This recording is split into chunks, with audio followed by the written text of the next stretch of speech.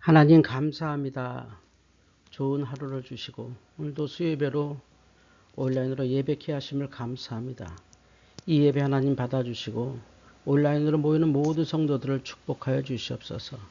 송실 목사님과 함께 하나님은 어떻게 발락의 저주를 막으셨는지 이 말씀을 통하여 은혜되게 하시고 오늘도 기도하고 있는 성도들의 기도가 응답되게 하여 주시옵소서. 모든 순서 주께 맡기며 귀하신 예수님의 이름으로 간절히 기도하옵나이다. 아멘. 사도신경. 나는 전능하신 아버지 하나님, 천지의 창조주를 믿습니다. 나는 그의 유일하신 아들, 우리 주 예수 그리스도를 믿습니다. 그는 성령으로 잉태되어 동정녀 마리아에게서 나시고 본디오 빌라도에게 고난을 받아 십자가에 못 박혀 죽으시고 장사된 지 사흘 만에 죽은 자 가운데서 다시 살아나셨으며 하늘에 오르시어 전능하신 아버지 하나님 우편에 앉아 계시다가 거기로부터 살아있는 자와 죽은 자를 심판하러 오십니다. 나는 성령을 믿으며 거룩한 공교회와 성도의 교제와 죄를 용서받는 것과 몸의 부활과 영생을 믿습니다. 아멘. 찬송가 399장 함께 찬양 드리겠습니다.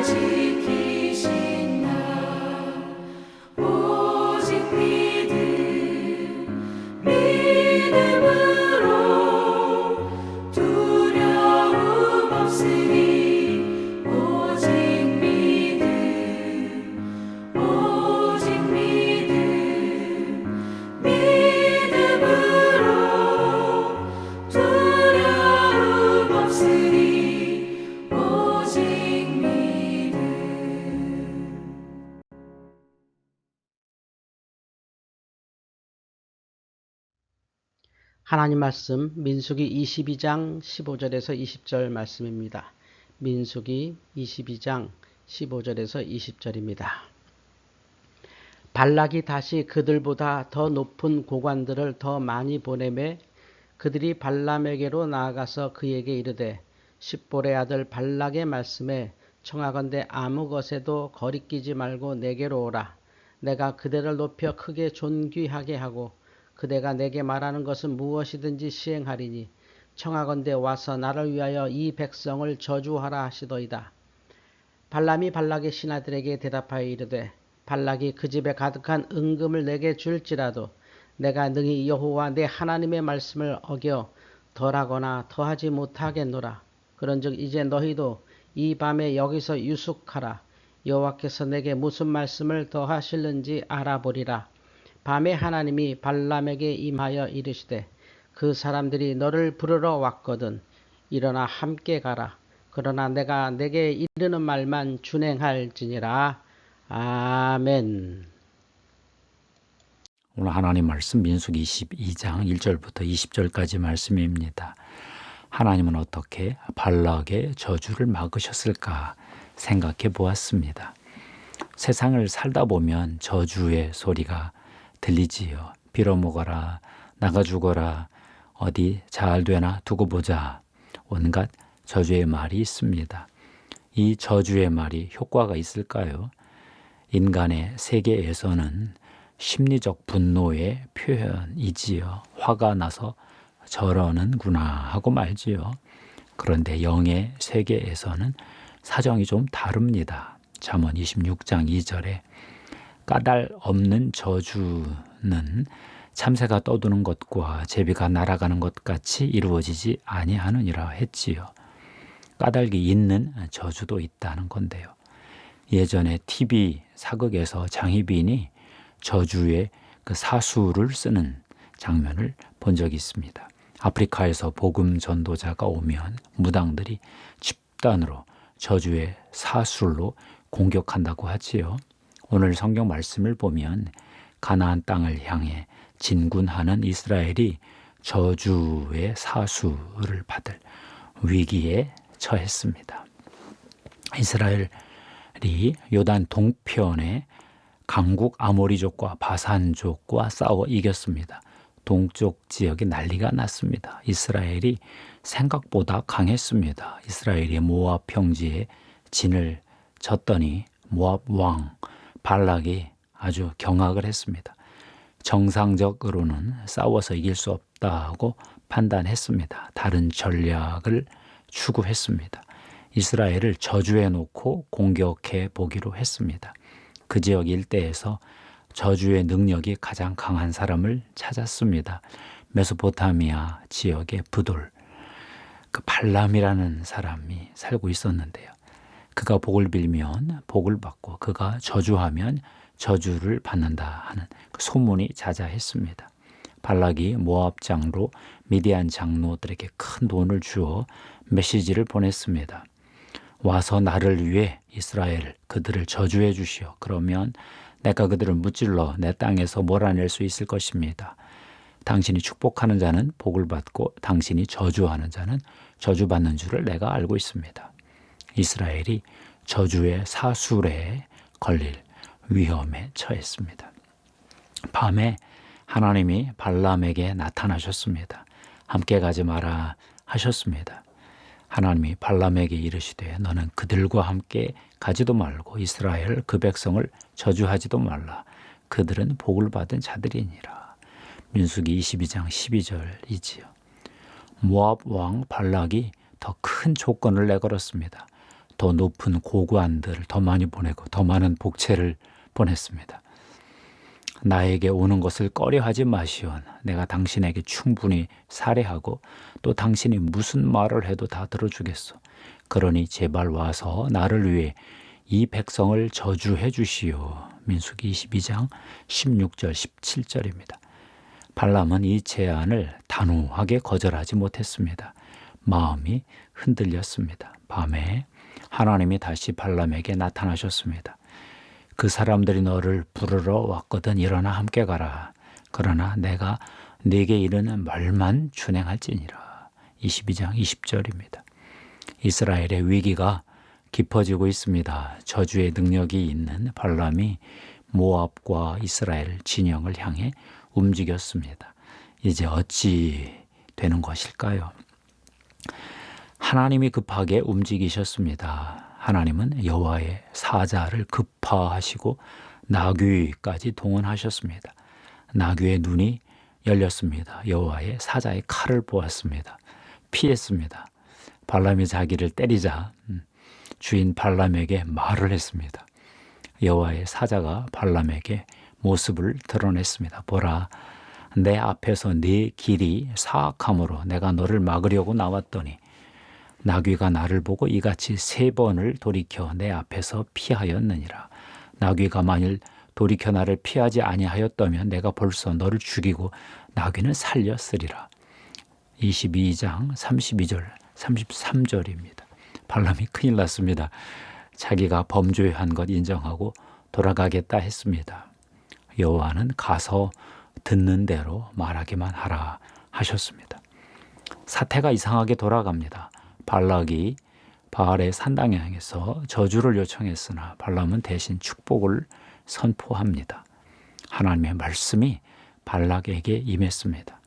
이 백성은 홀로 살 것이라 그를 여러 민족 중에 하나로 여기지 않으리로다. 야곱의 티끌을 누가 능히 세며 이스라엘 4분의 1을 누가 능히 셀고. 민수기 22장 9절 10절이지요. 두 번째 예언이 임했습니다. 야곱의 허물을 보지 아니하시며 이스라엘의 반역을 보지 아니하시는도다. 여호와 그들의 하나님이 그들과 함께 계시니 왕을 부르는 소리가 그 중에 있도다. 23장 21절입니다. 야곱을 해할 점술이 없고 이스라엘을 해할 복술이 없도다. 이때 야곱과 이스라엘에 대하여 논할진대 하나님께서 행하신 일이 어찌 그리 크냐 하리로다. 23장 23절입니다. 부울산 꼭대기에서 세 번째 예언이 임했습니다. 야곱이여 네 장막들이 이스라엘이여 네 거처들이 어찌 그리 아름다운고. 그 벌어짐이 골짜기 같고 강가의 동산 같으며 여호와께서 심으신 침향목을 같고 물가의 백향목들 같도다. 그 물통에서는 물이 넘치겠고 그 씨는 많은 물가에 있으리로다. 너를 축복하는 자마다 복을 받을 것이요 너를 저주하는 자마다 저주를 받을지로다. 24장 5절 9절입니다. 더 강한 축복이 쏟아져 나왔습니다. 발락이 진노하여 도망가라 하고 소리질렀습니다. 발람은 모압 주위 족속들의 멸망을 예언하고 자기 고향으로 돌아갔습니다. 놀라운 일입니다. 하나님이 발락의 저주를 축복으로 바꾸셨지요. 이스라엘은 이런 일이 일어나고 있는 줄이나 알았을까요? 아마 몰랐겠지요.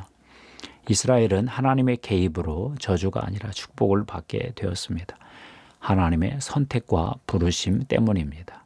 하나님은 이스라엘 백성에게 하나님의 축복의 삶의 그 법 질서를 이미 세워주셨지요. 십계명, 언약법, 제사법들을 주셨습니다. 하나님의 율법이 정치, 경제, 사회, 가정에 작용하도록 설계해 두셨습니다. 하나님은 장차 이스라엘이 율법을 지켜 복을 받는 제사장 나라가 되도록 미리 계획해 두셨습니다. 하나님은 발락의 저주를 발람의 축복으로 바꾸셨습니다. 마찬가지로 하나님은 사탄의 저주를 예수 그리스도의 축복으로 바꾸셨습니다. 예수 그리스도는 십자가에서 우리 인류를 대신하여 저주를 받으셨지요. 그리스도께서 우리를 위하여 저주를 받은 바 되사 율법의 저주에서 우리를 속량하셨으니 기록된 바 나무에 달린 자마다 저주 아래에 있는 자라 하였습니다. 갈라디아서 3장 13절이지요. 그리고 축복의 길을 여셨습니다. 이는 그리스도 예수 안에서 아브라함의 복이 이방인에게 미치게 하고 또 우리로 하여금 믿음으로 말미암아 성령의 약속을 받게 하려 함이라. 갈라디아서 3장 14절입니다. 바울이 본 그대로입니다. 예수님은 우리의 저주를 대신 받고 축복을 여셨습니다. 어둠의 나라의 저주에서 벗어나 빛의 나라 하나님 나라의 축복을 받게 하셨습니다. 우리로 하나님의 말씀을 따라 하나님 나라의 통치를 받으며 복된 삶을 살 수 있는 길을 여셨습니다. 그러나 하나님의 축복은 선택만으로 오지는 않습니다. 부르심 받은 영역에서 하나님 나라의 원리를 발견하고 하나님 나라 원리를 실천해야 축복이 옵니다. 예수 그리스도 안에서 성령의 능력을 통하여 율법을 이루는 삶을 살고 하나님의 원리대로 준행할 때 축복을 받습니다. 그렇게 받은 축복으로 이웃에게 축복을 공유하고 나눠주면서 하나님 나라로 초청하라는 뜻으로 주신 거지요. 하나님 나라는 그렇게 축복을 따라 계속 이어져 가고 있습니다. 최근 썬데이 아델라자 목사의 책을 읽었습니다. 오렌지 혁명, 하나님 나라가 이끄는 삶, 부의 5가지 원천이라는 책이었습니다. 1967년 나이지리아에서 태어났습니다. 아버지 어머니 없이 할머니의 도움으로 가난하게 자랐습니다. 18세 때 고등학교를 마치고 고향을 떠났습니다. 1986년 19세 때 장학금을 신청하고 기다리며 공장에서 일하고 있던 중 텔레비전에서 복음을 듣고 회심했습니다. 6개월 후 소련으로 유학을 떠났습니다. 민스크 벨라루스에서 언론학 저널리즘을 공부했습니다. 아프리카 유학생들이 만든 지하 교회에서 기도하고 말씀 읽으며 하나님을 깊이 만났습니다. 1992년 6년 동안 저널리즘 석사 학위를 받았습니다. 1993년 우크라이나 키예프 방송국에서 기자 생활을 시작했는데 교회를 세우라 하는 음성을 들었습니다. 1994년 공식적으로 교회를 개척했는데 그 이름이 나중에 하나님의 대사교회로 바뀌었습니다.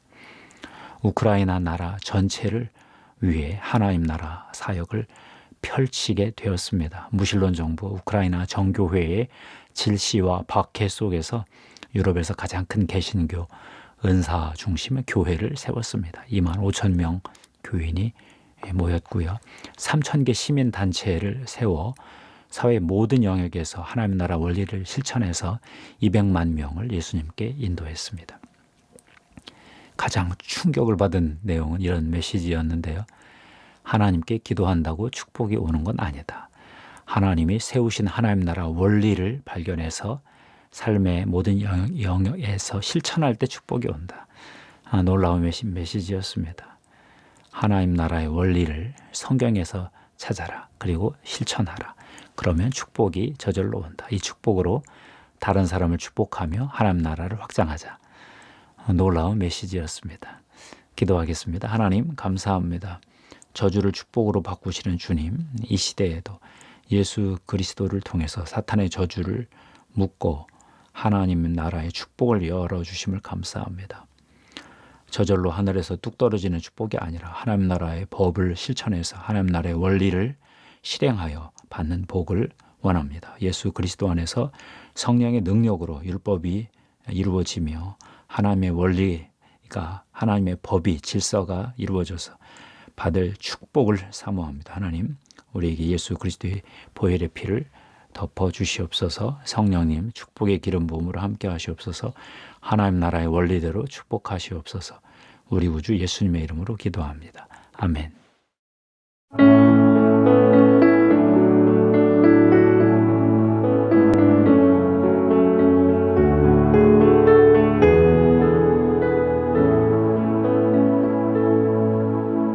너의 하나님 여호와가 너의 가운데 계시니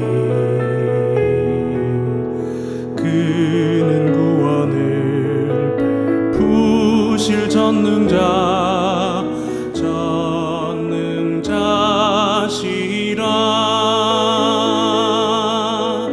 그가 너로 인하여 기쁨을 이기지 못하시며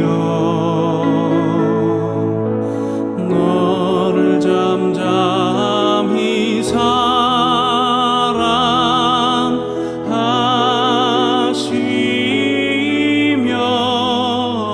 사랑하시며 즐거이 부르며 기뻐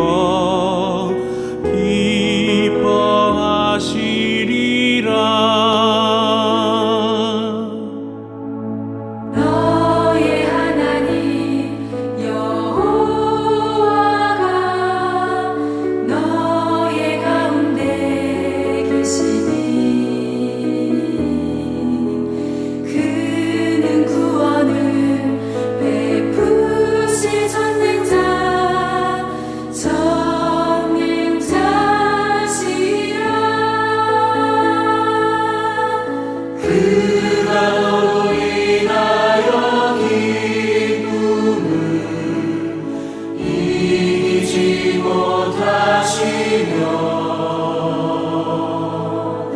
너를 잠잠히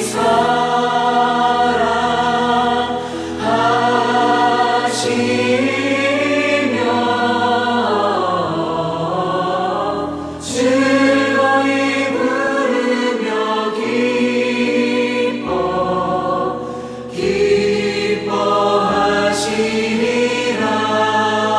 기뻐하시리라.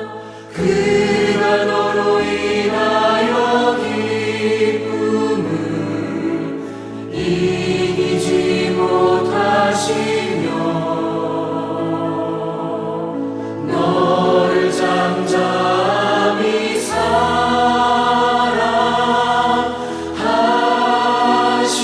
사랑하시며 즐거이 부르며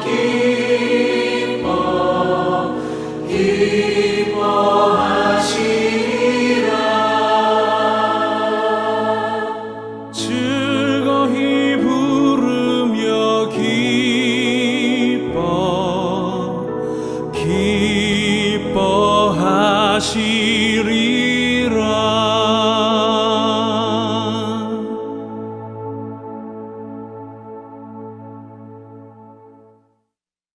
기뻐하시리라. 이제 주기도문으로 수요예배 마치겠습니다. 하늘에 계신 우리 아버지, 아버지의 이름을 거룩하게 하시며 아버지의 나라가 오게 하시며 아버지의 뜻이 하늘에서와 같이 땅에서도 이루어지게 하소서. 오늘 우리에게 일용할 양식을 주시고 우리가 우리에게 잘못한 사람을 용서하여 준 것 같이 우리 죄를 용서하여 주시고 우리를 시험에 빠지지 않게 하시고 악에서 구하소서. 나라와 권능과 영광이 영원히 아버지의 것입니다. 아멘.